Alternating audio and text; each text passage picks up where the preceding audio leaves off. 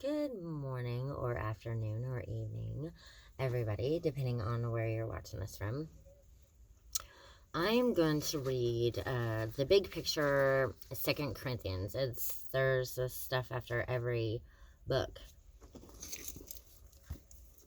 Okay, so I forgot to read this, so I'm going to read it. Through thick and thin. Talk about sticking with your friends through thick and thin. If Paul was like most people, he would have bailed on the Corinthian church long before he wrote 2 Corinthians. They had been a constant source of problems, but because Paul loved them and wanted them to know Christ, he continued to help them. After all he had done for them, it's easy to understand why Paul was hurt to discover they were questioning his authority as an apostle. False teachers who were spreading lies about Paul and leading the congregation toward a different Jesus than the one Paul had preached, 2 Corinthians 11:4. In response to these lies, Paul wrote this letter to the Corinthians to defend himself and lead them back toward truth. Paul probably wasn't surprised to hear that Satan's servants were deceiving the Corinthians, 2 Corinthians 11:15. Satan has always tried to lead God's people astray.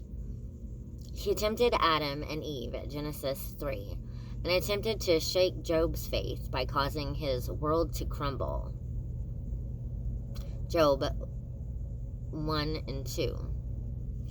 Jesus warned his followers about Satan's false teachers. He said they would come looking gentle like sheep, but would actually be dangerous like wolves.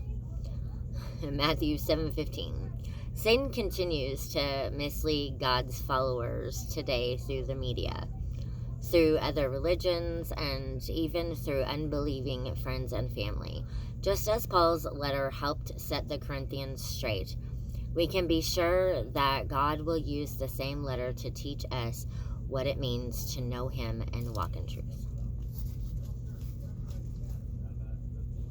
Okay, and these are questions, just in case you wanted to know these questions. Let's see. What reasons might Paul have for referring to God as the Father who is full of mercy in 2 Corinthians chapter 1, verse 3?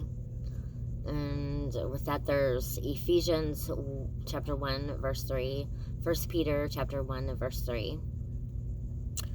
Okay, and then next question. Based on Jesus' response to Paul in 2 Corinthians chapter 12, verse 9, how does God want us to deal with trials?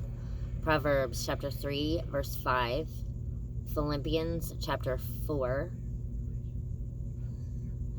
verse 12 and 13. Next question. Why do you think the Corinthians believed the false teachers? Jeremiah 23, verse 16 and 17. Next verse. How does God want us to give to others? Luke 6:38, chapter 6, verse 38. Romans 12, verse 8.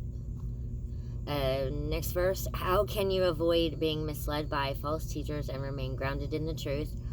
Ephesians chapter 6, verse 10 through 18. 2 Timothy chapter 3, verse 16.